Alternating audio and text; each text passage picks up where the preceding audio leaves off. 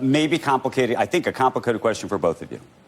We are now in a very unique moment in the Republican Party, at least in what Trump's Republican Party, around the idea of what capitalism and free markets are.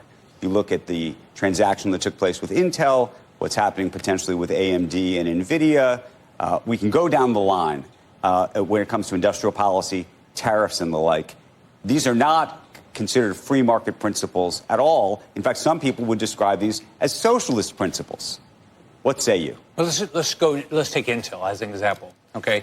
They got, I think, $4 billion out of the CHIPS Act. I completely oppose the CHIPS Act. So here what we said is, Intel, you get $4 billion. You don't have to actually operate a plant. You can still, and the CEO of Intel said, I asked him in a hearing, are you going to keep doing business in China? Yeah. I said, if they invade Taiwan, you're going to keep doing business in China? Absolutely. Well, where do you land on that? Just because it is an interesting phenomenon. We are in an industrial policy world. By the way, this could be busting the myth that there are free markets at all. I mean, some people would argue under Democrats there wasn't a free market either, insofar as there were either giveaways or grants or other things for different industries.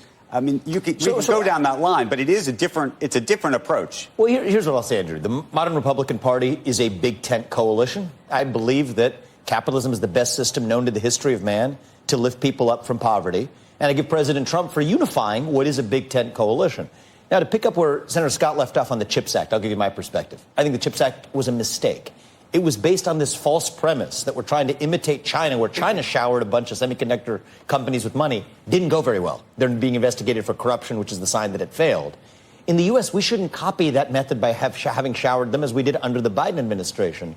But let's get to the root cause. Why is TSMC slowing down a little bit in Arizona or not as fast as they would have wanted to be?